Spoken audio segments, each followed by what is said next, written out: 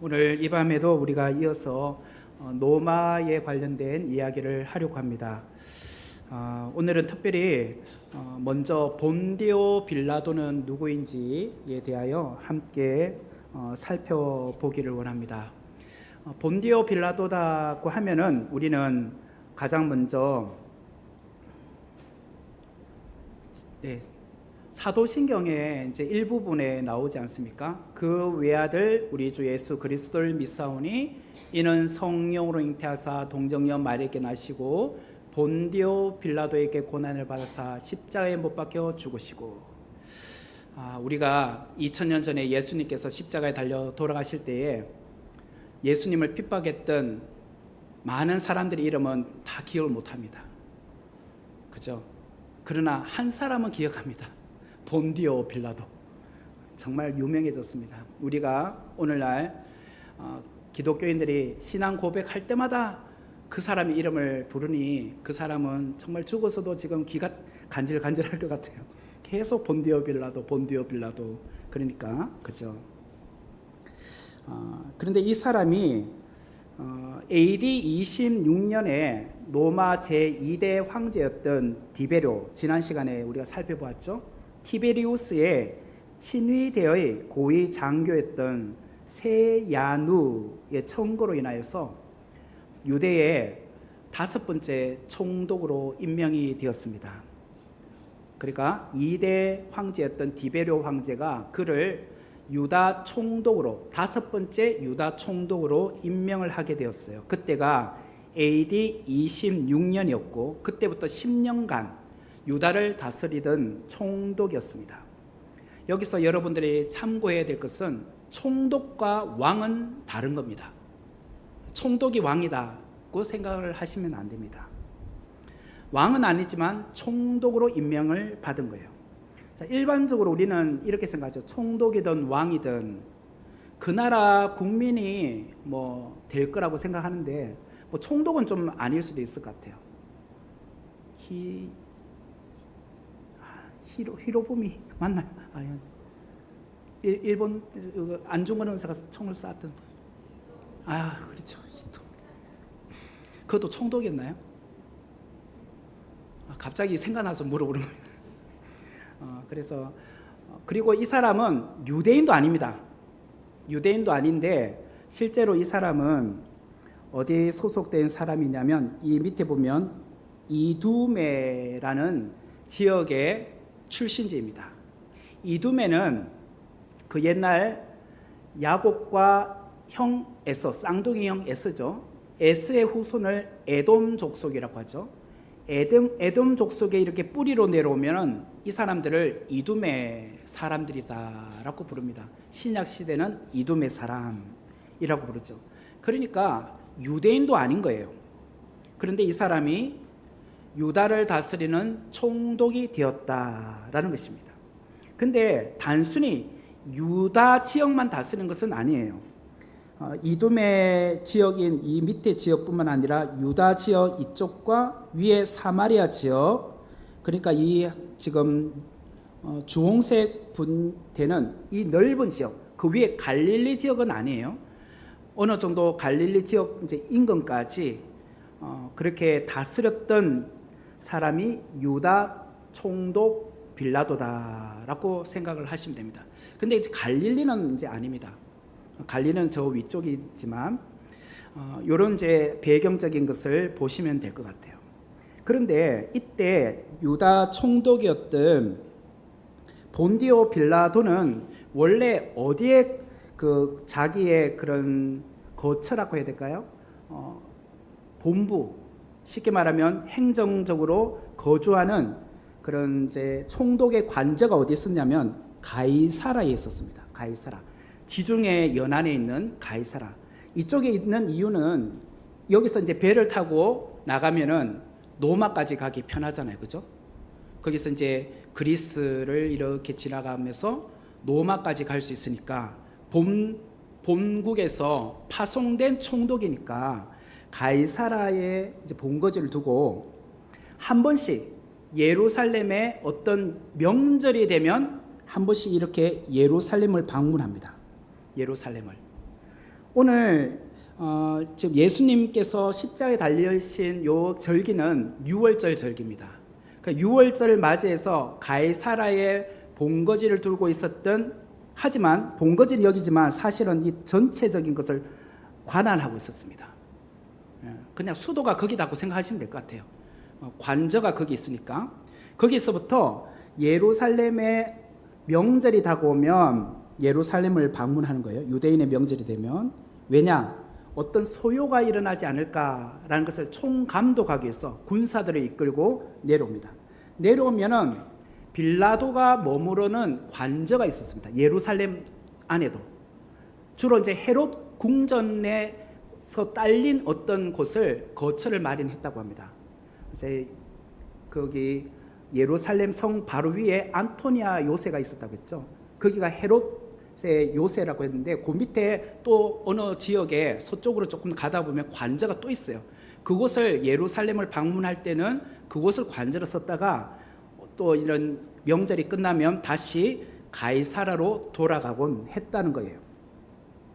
이런 상황에 있었던 사람이 지금 본디오 빌라도였는데, 이 본디오 빌라도에게는 여러 가지 권한이 있었습니다. 특별히 두 가지 권한이 있었는데, 첫 번째는 사형 집행권이 그에게 주어져 있었습니다. 사형을 집행할 수 있는 권한. 그 당시 아무리 유대인들이 안에서 뭐 사내들인 공회가 최고 법정회의잖아요. 있어도 사내들인 공회 의장이 누군가를 죽일 수 있는 권한은 없었습니다.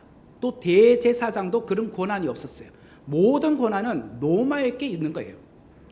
그러므로 이 곳을 관할하고 있었던 총독이었던 빌라도 총독에게 가서 죽이자 말자는 것을 권한을 물어보는 거예요. 그러면 결정은 본디오 빌라도가 하는 거예요. 그 이야기가 요한복음 18장 31절에 나옵니다. 빌라도가 이르되 너희가 그를 데려다가, 여기서 그는 예수님이에요. 예수를 데려다가 너희 법대로 재판하라 라고 했더니 유대인들이 이렇게 말해요. 우리에게는 사람을 죽이는 권한이 없습니다. 우리에게는 예수를 죽일 수 있는 권한이 없어요. 권한 당신에게 있지 않습니까? 당신이 예수를 죽이도록 명을 내려달라. 그렇게 말을 하게 되는 거죠. 이것이 본디오 빌라도 총독에게 있었던 첫 번째 권한이었고, 두 번째 권한은 제사장을 임명할 수 있는 권한도 있었다는 거예요. 제사장, 대제사장. 사실 대제사장은 세습직이었죠. 구약의 3직이 있잖아요. 구약의 3직은 왕, 제사장, 선지자입니다. 이 세 가지 직임 가운데 두 가지는 세습직입니다. 왕과 제사장은 세습직이에요.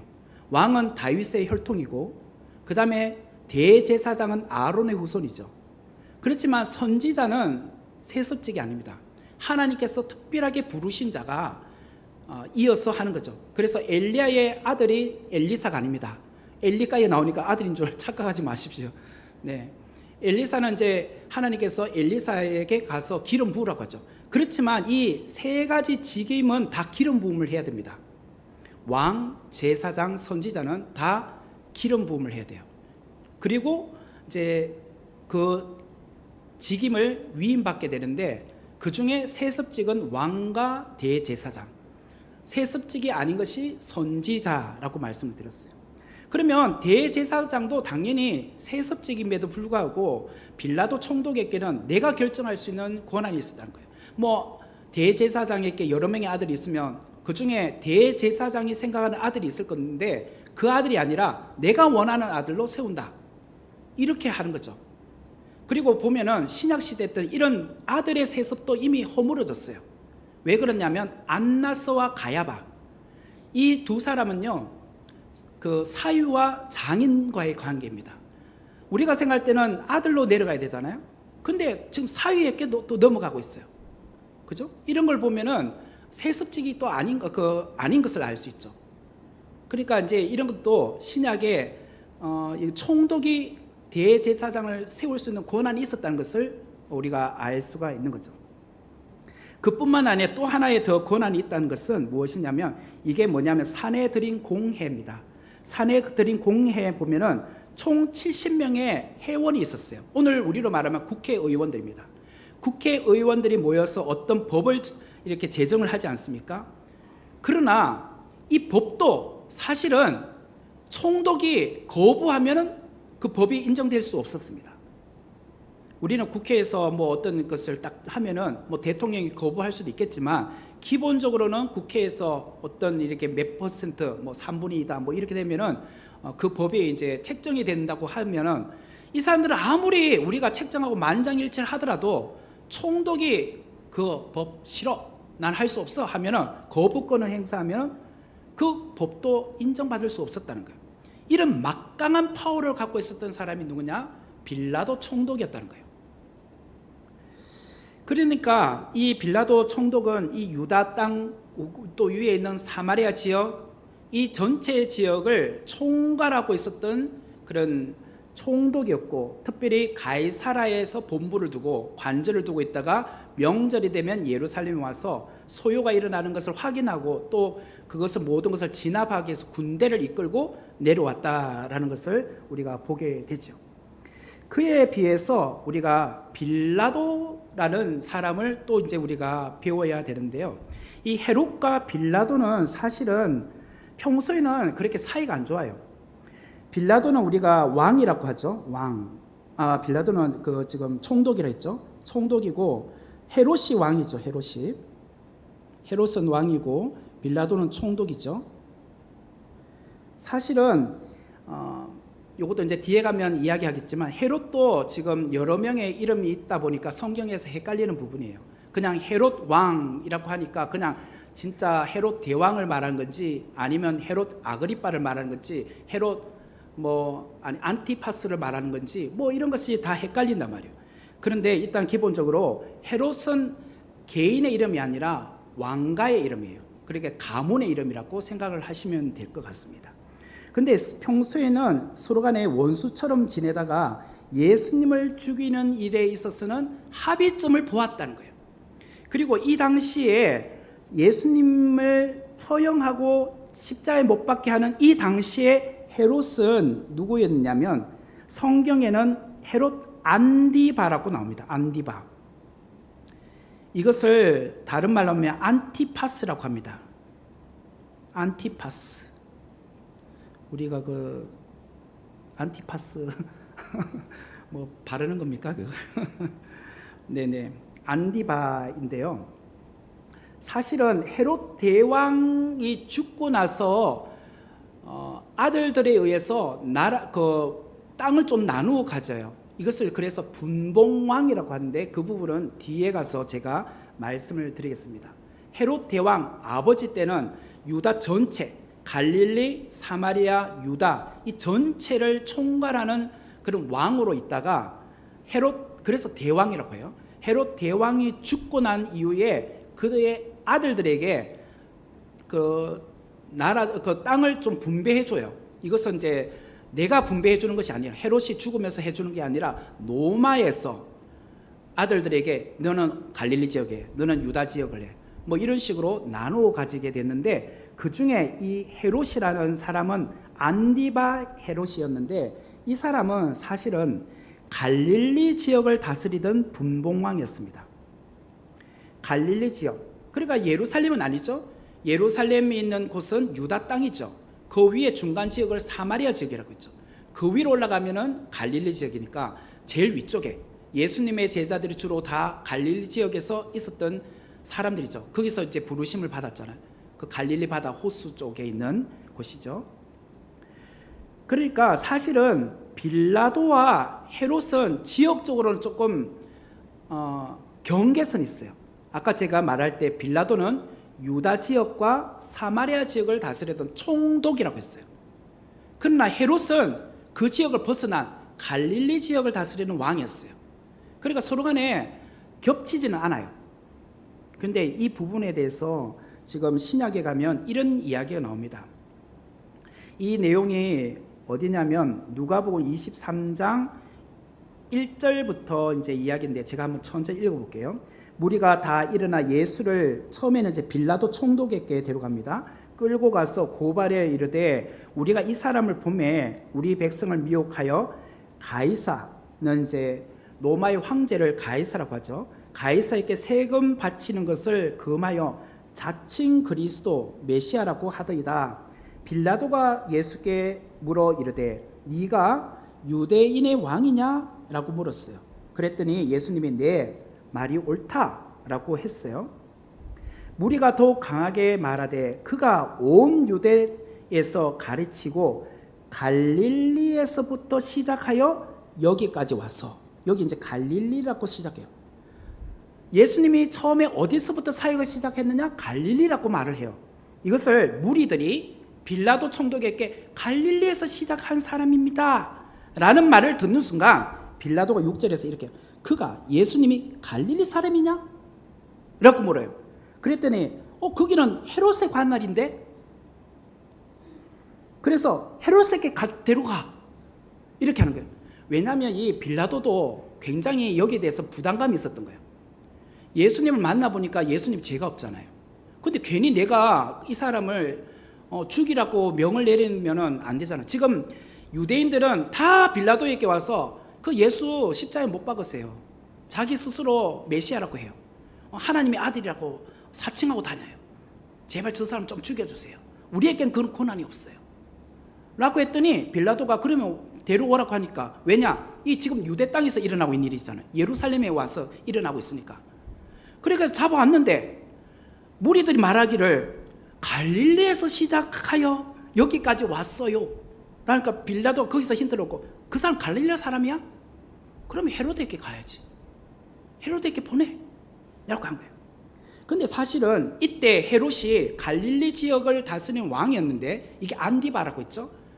근데 6월절 맞이해서 예루살렘을 방문한 거였어요. 우연히. 하필이면 그날 온 거예요. 지금 6월절 맞이해서. 그리고 이 헤롯도 사실 유대인이 아니에요. 로마 정부에서 보낸 왕이기 때문에. 그런데 이 사람도 평소에 예수를 만나고 싶었던 것도 있었어요. 굉장히 궁금하니까 뭐 기적도 일으킨다, 뭐도 한다 이러니까 평소에 이런 소문을 많이 듣다 보니까 직접 예수를 또 만나고 싶었던 것도 있었겠죠. 그래서 예수를 보고 매우 기뻐요. 그의 소문을 들었으므로 보고자 한 지가 오래되었다는 거예요. 오래전부터 만나보고 싶었던 거예요. 또한 무엇이나 이적도 행한다며 볼까? 그래서 네 앞에서 한번 이적해봐. 이것도 또 원했던 거예요.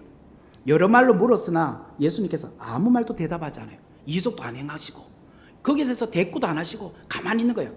그러니까 대제사장들과 서기관들이 서서 막 힘써 고발하니까 죽여라 죽여라 죽여라 막 이렇게 헤롯에게 또 말하니까 헤롯이 뭐 신문을 해봤자 아무 뭐 죄가 없잖아요. 무죄.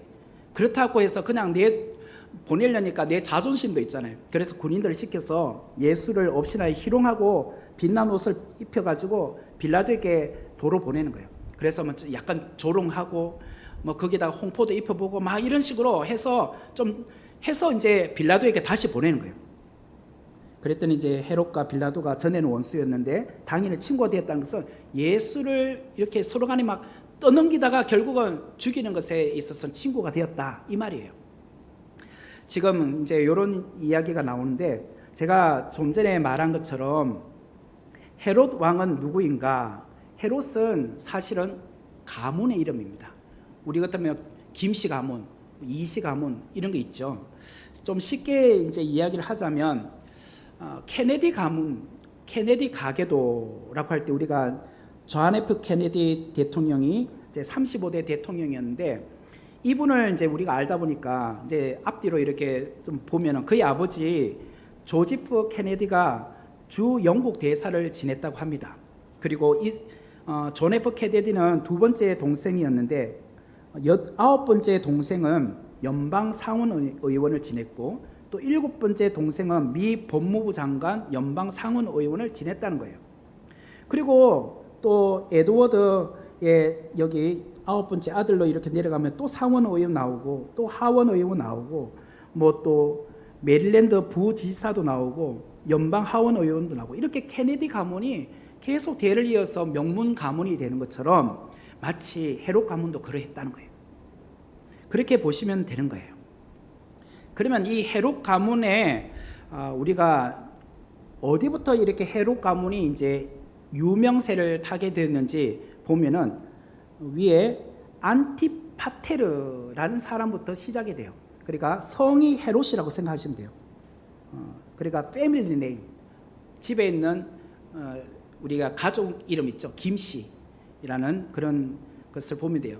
그러니까 안티파테르 헤롯이라고 생각하면 되죠. 이제 미국 사람들 성이 뒤로 가니까 우리는 이제 앞으로 쓰니까 헤롯 안티파테르라고 하지만 안티파테르가 이제 원래 이 사람들은 이두메 출신이라고 했습니다. 그리고 이 사람들이 조상으로 쭉 올라가면 에서의 후손이고 에돔 족속이라고 했어요. 사실은 이 사람들이 어디를 살았느냐면 이쪽 에돔 지역, 그러니까 여기가 사해바다예요. 사해바다 아래쪽에 위치하고 있어요. 실제로는 이스라엘은 여기 이제 보면은 우리가 구약에 보면 경계선을 남쪽은 브엘세바, 북쪽은 여기 있는 안 나오는 것 같은데 단이 있어요. 요 위에 가면 단. 그래서 단에서부터 브엘세바까지가 이스라엘의 경계선이죠. 북쪽에는 단, 아래쪽은 브엘세바라고 하는데 그 브엘세바 밑으로 이제 내려오면은 에돔에 이제 땅이 시작이 됩니다. 이쪽에 이제 거주했던 사람들이 이두메 사람들이죠. 이두메 사람들 가운데 방금 말했던 지금 안티파테르라는 사람에 대해서 지금 이야기를 하도록 하겠습니다. 이 사람이 우리가 이스라엘이 100여 년간 왕조가 있었다고 했죠. 어느 왕조라고 했죠? 그렇죠. 하스모니안 왕조. 그러니까 마카비 혁명 이제 이야기했죠. 그 하스모니안 왕조의 그 알렉산드로스 얀나에우스라는 이제 왕이 있었는데 그 사람의 밑에서 이두메를 이렇게 관영하는 장군으로 등용이 된 사람이 바로 안티파테르라는 사람이었습니다. 그러니까 이곳 밑에 이두메, 에돔도 사실은 유다의 어떤 좀 약간 복속되어 있는 느낌이 있었던 것 같아요. 그러다 보니까 하스모니아 왕조의 왕이 이 안티파테르를 너는 너 나라를 다스리는 어떤 장군의 역할을 한번 해봐 라고 하면서 귀족의 칭위를 주었다는 거예요. 그러면서 그때부터 가문이 이렇게 이제 오르기 시작을 한 거죠. 알려지기 시작을 한 거예요. 그러면서 헤롯 안티파테르가 정치적인 감각이 생기기 시작합니다. 그때부터 이제 줄타기를 잘하는 거예요. 줄타기. 어떤 줄타기를 잘하느냐? 우리가 1차 3두 정치에 대해서 지난 시간에 살펴보았는데요. 로마의 1차 3두 정치에 3명의 그 머리와 같은 지도자가 있었다고 했죠. 율리우스 카이사르, 그 다음에 폼페이우스. 폼페이우스는 이스라엘을 이제 점령했던 그 사람이고 폼페이우스고, 오늘 오전에 설교할 때에 거기 본도 아나톨리아 지역을 다 점령해서 로마 식민지로 만들었던 장군이 폼페이우스, 이 사람이에요. 오늘 그 이야기 했죠. 그래가지고 거기 있었던 누구죠? 브리스겔라 아굴라가 거기서 이제 로마로 이주해 간다고 이야기했죠. 이 폼페이우스가 그 땅을 다 점령해 버리니까 그래서 이주해 갔다, 오늘 이야기를 했던 거예요. 그리고 클라수스, 이 3명이 있었는데 그 중에 율리우스 카이사르가 누구냐면 오늘 성경에 나오는 누가복음 2장 1절에 나오는 가이사 아우구스토를 양자로 맞이하는, 그러니까 외조부였다고 했죠. 외조부가 바로 카이사르였어요. 그리고 이 카이사르가 자기가 죽고 그것이 이제 자기의 외손자인 이 아우구스에게 넘어갔잖아요. 그리고 그 사람이 나중에 1인 지하 만이지상이 되잖아요. 통치를 하잖아요. 그리고 황제가 되죠. 황제. 이때까지는 원로원 중심으로 했던 것이, 그래서 옥타비아누스라고 이제 호칭이 생긴다고 지난 시간에 말씀드렸죠. 그 중에 지금 여기서 중요하게 봐야 될 것은 폼페이우스와 카이사르 간에 서로 간에 적대시하는 그런 관계가 있었어요. 그런 시기가 있었어요. 그때 좀 전에 말했던 안티파테르가 줄을 서야 되잖아요. 어디에다 줄 서지? 사실 그 당시에 폼페이우스가 더 유명세였어요. 영웅이었어요. 전쟁의 영웅. 그러니까 사실은 폼페이우스에게 줄 섰으면 뭐 또 한 자리 하겠지라고 일반적으로 더 생각할 수 있잖아요. 그리고 실제로 카이사르가 그때 쫓겨서 그 북아프리카에 있는 알렉산드리아라고 있습니다. 알렉산드리아는 이제 알렉산더 대왕이 점령한 지역에 자기가 주요한 곳에 다 이름을 알렉산드리아라고 바꿔요. 그래서 알렉산드리아, 도시 이름을 알렉산드리아라고 바꿔요. 그 중에 이제 북쪽의 아프리카의 그 이집트 쪽에서 약간 치우쳐서 보면은 그게 알렉산드리아라는 곳이 있는데 거기로 피신을 갔습니다. 누가? 카이사르가. 율리우스 카이사르가 피신을 가서 있는 상황 가운데 그때 좀 전에 말했던 안티파테르가 폼페이우스 편에 서도 되는데도 불구하고 카이사르를 도와요. 그래서 군대를 이끌고 와서 카이사르를 도우면서 결국 역전돼요. 그래서 결국은 폼페이우스가 쫓겨나고 이제 카이사르가 이제 모든 영역들을 지배하기 시작을 했죠. 그러면서 이 카이사르가 그 안티파테르에게 고마움을 표현하기 위해서 네가 유다 지역을 다스리는 총독이 되어라 라고 하게 된 거예요. 결국은 이 안티파테르는 좀 전에 말했던 율리우스 카이사르에서 유다의 총독이 됩니다. 유다를 다스리는 총독으로 BC 47년에 임명을 받게 된 거예요. 카이사르에. 이 사람이 바로 옥타비아누스의 외조부입니다. 그 아까 말했던 카이사르는. 그래서 이제 이렇게 내려오다가 문제는 이 사람이 한 4년 정도 지나면서 누군가에게 암살을 당하게 됩니다. 그러면서 죽어요. 죽는데 그 전에 이 사람이 안티파테르가 키프로스라는 여인과, 이 키프로스는 나바티안의 공주였다고 합니다. 이 사람과 결혼하여서 3명의 자녀를 낳아요.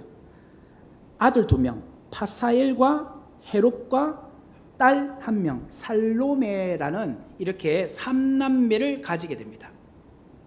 그리고 이제 안티파테르는 뭐 총독이 된 지 한 4년 정도 있다가 결국은 죽어요. 그런데 그러면서 이제 무슨 일이 있느냐면 로마 정부에서 이 안티파테르가 유다의 총독으로 다스렸을 때만 해도 그 지역이 어느 정도 위쪽까지 다 지배를 하고 있었거든요. 그런데 그 로마 정부에서 어떻게 했냐면 그것을 아들 2명 있으니까 이 아들 2명에게 나눠 갖게 한 거예요. 그러면은 파사엘에게는 너는 예루살렘으로 중심만 하는 남쪽에 있는 유대 땅을 너는 다스리는 총독이 되어라.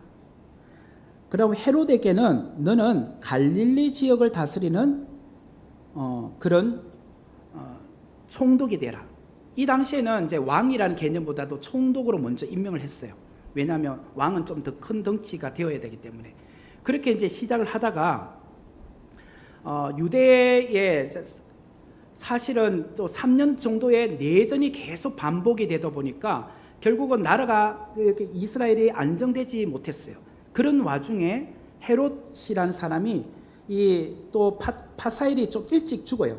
일찍 죽으면서 이 사람이 유다에 있는 모든 지역까지 다 관할하는 그런 사람이 된 거죠. 그러면서 갈릴리 지역과 유다를 다 다스리는 이제는 총독이 아니라 왕이 된 거예요.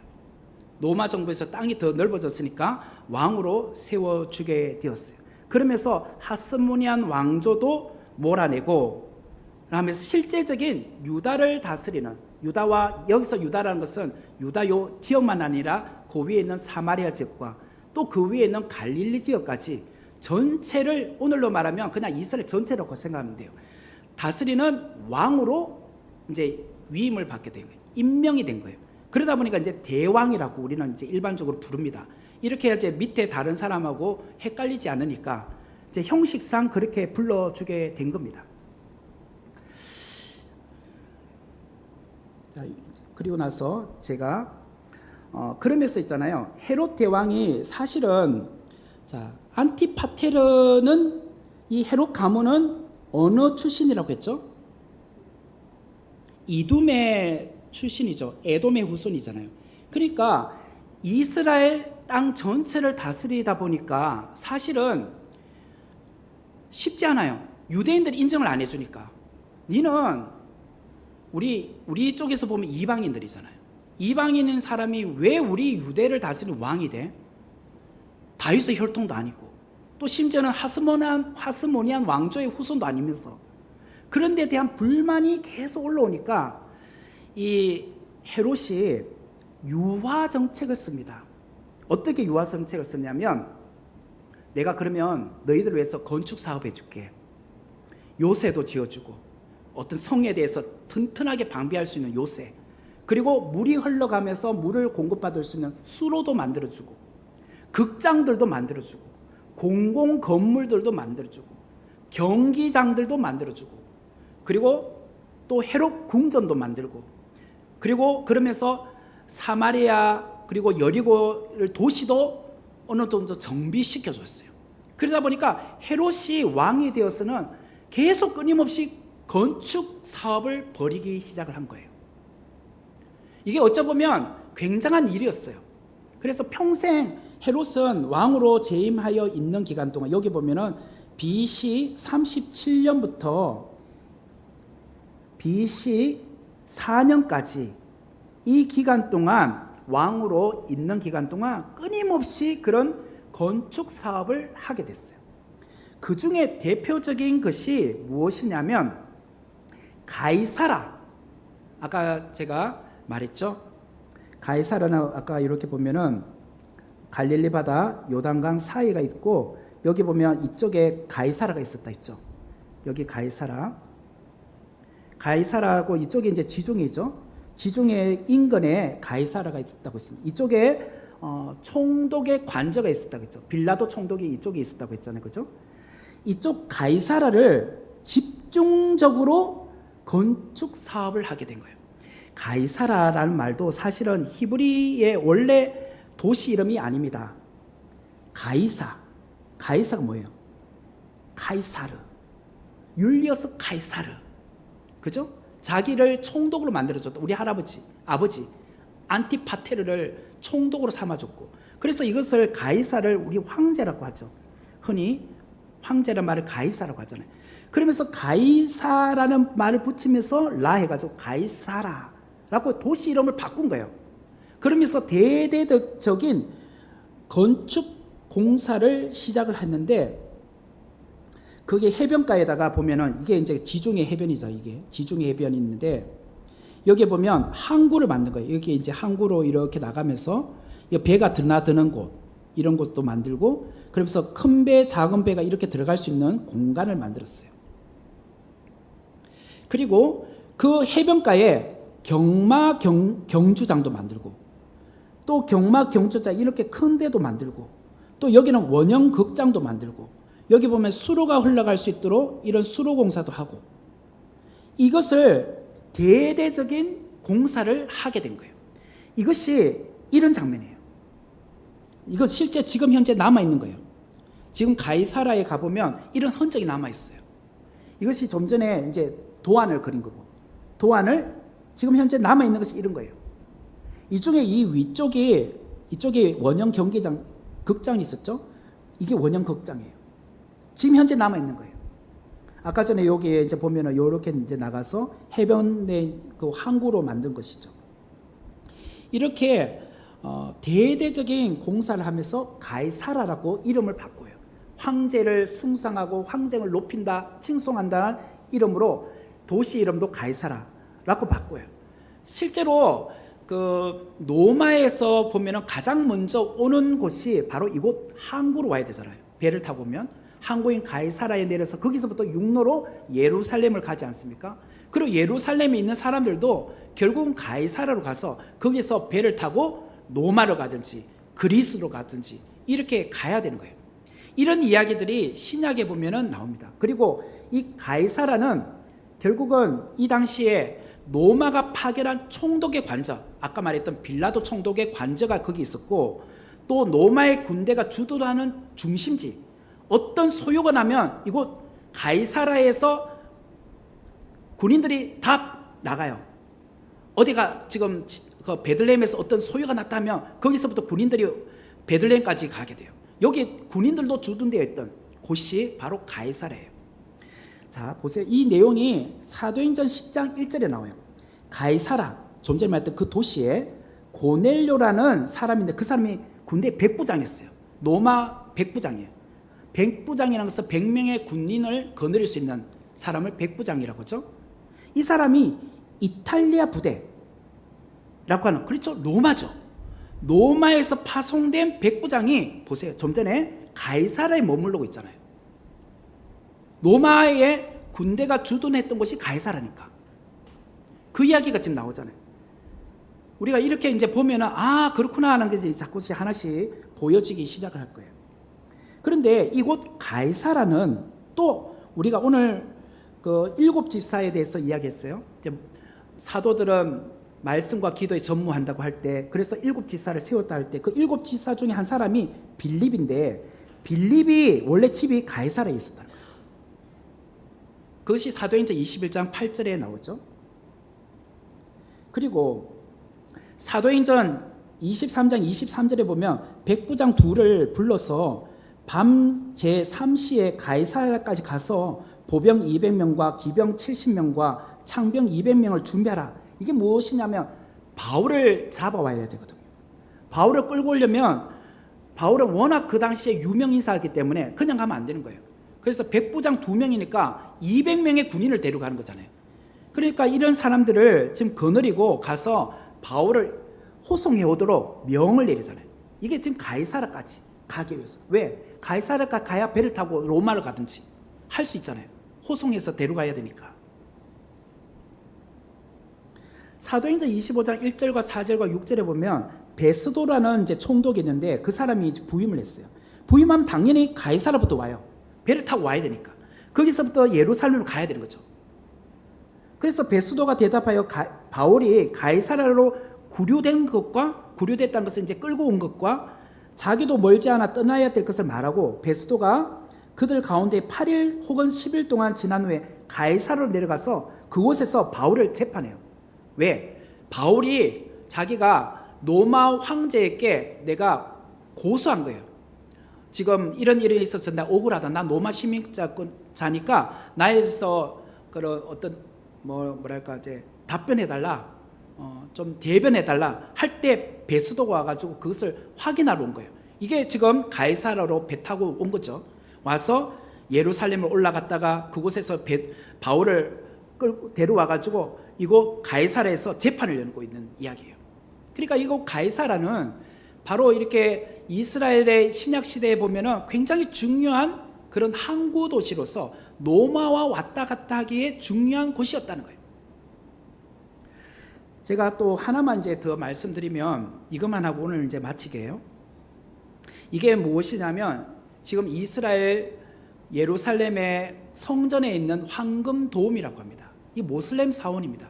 지금 솔로몬의 성전 터에 지금 이거 황금돔이 있어요. 이렇게 금색으로 되어 있다고 해서 황금돔이라고 하는데 이 모슬렘 사원이에요. 지금은 이런 모습이고, 또 이걸 현재 사진으로 위에서 이제 위성으로나 뭐 이렇게 찍어 보면 좀 전에 말했던 이거죠. 황금돔 주위에 이게 이제 성전의 터입니다. 성전의 터에 바깥에 이제 이렇게 이제 마을들이 형성되어 있습니다. 자, 그러면 이 예루살렘 성전도 사실은 솔로몬 우리가 흔히 성전이라고 하면 세 가지 성전을 우리가 알고 있습니다. 첫 번째는 솔로몬 성전. 근데 이 솔로몬 성전이 BC 586년에 바벨론에 의해서 완전히 무너졌죠. 그러다가 스룹바벨이 와서 다시 재건하죠. 그래서 스룹바벨 성전이라고 합니다. 그런데 신약으로 가면 헤롯 성전이라고 해요. 또 그럼 왜 헤롯 성전이라고 할까요? 스룹바벨 성전이 무너졌기 때문에? 그건 아니에요. 헤롯이 나는 이둠의 사람이잖아요. 유대인들에게 환심을 얻기 위하여 이스라엘의 중심이 어디예요? 예루살렘. 예루살렘의 중심이 어디예요? 성전을 편안하게 해줘야 되잖아요. 성전에 공사해 줬다는 거예요. 그래서 헤롯 성전이라고 하는 거예요. 모양이 거의 많이 바뀐 거예요. 그러다 보니까 우리가 흔히 제3성전을 헤롯 성전이라고 하는 거예요. 이게 지금 그림이 헤롯 성전 때 모습입니다. 오늘날 우리가 이제 예루살렘에 가서 성전을 보면 이 터가 지금 맨들맨들하잖아. 이 주위가. 이게 전부 다 헤롯이 공사한 겁니다.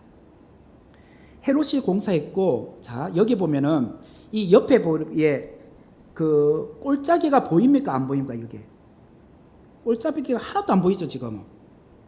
이 골짜기를 메운 사람도 헤롯입니다. 그 이야기를 지금 하려고 해요. 그러면 성전은 어떻게 해서 예루살렘의 모리아산에 지어지게 되느냐? 자, 그 이유에 대해서 데살로니가전서 2장 21장 22절에 보면 다윗이 오르난에 이르되 이 타작하는 곳을 내게 넘기라. 너는 상당한 값으로 내게 넘기라. 내가 여호와를 위하여 여기 한 제단을 쌓으리니 그리하면 전염병이 백성 중에서 끊어지리라. 다윗이 인구 조사를 했던 이유 때문에 하나님으로부터 책망을 받잖아요. 그래서 세 가지 옵션 중에 하나를 하나님께서 택하라고 해요. 첫 번째는 3년의 기근을 원하느냐, 아니면 석 달간 적군에게 패하는 것을 원하느냐, 아니면 사흘 동안 전염병으로 있는 것이 좋겠냐. 그래서 다윗이 그러면 3일간 전염병으로요. 그때 전염병이 멈추었던 곳이 오르난의 타작마당이라고 해요. 근데 이곳이 바로 지금 성전이 지어진 곳이에요. 그런데 역대하 3장 1절에 보면은 솔로몬이 예루살렘 모리아산에 여호와의 전 건축하기를 시작했다고 나와요. 그러면서 그곳 전은 여호와께서 그의 아버지 다윗에게 나타난 곳이고 여부수 사람 오르난의 타작마당에 다윗이 정한 것이다, 이렇게 말하죠. 그래서 모리아산 위에 예루살렘 성전이 지어졌다는 것을 알 수 있습니다. 그러면 모리아산과 연관해서 우리는 창세기 22장에 보면 하나님께서 아브라함을 시험하시기 위해서 아브라함을 부르시죠. 그러면서 내 아들 내 사랑 독자 이삭을 데리고 모리아 땅으로 가서 내가 네게 지시한 한 산, 거기에 가서 번제로 바치라 할 때 이것이 바로 성전이 지어진 모리아산을 말해요. 그러니까 이게 다 연결되어 있어요. 아브라함이 이삭을 번제로 바친 곳, 그리고 다윗이 인구 조사한 것으로 인하여 연병이 이제 3일간 있었을 때 멈춘 곳, 이곳에 솔로몬이 성전을 지었는데 그것이 다 모리아산이었어요. 그러면 처음에 모리아산 위에, 이게 이제 모리아산이라면 위에 이곳 꼭대기에다가 성전을 짓고 밑에는 다윗의 도성, 그러면서 이제 밑에는 이쪽은 다윗의 왕궁을 지어요.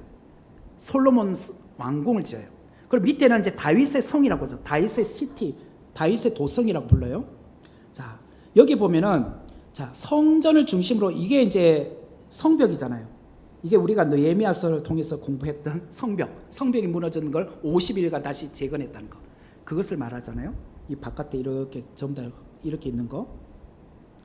자, 그러면은 이 성벽 바깥쪽을 보세요. 바깥쪽을 보면 전부 다 골짜기입니다.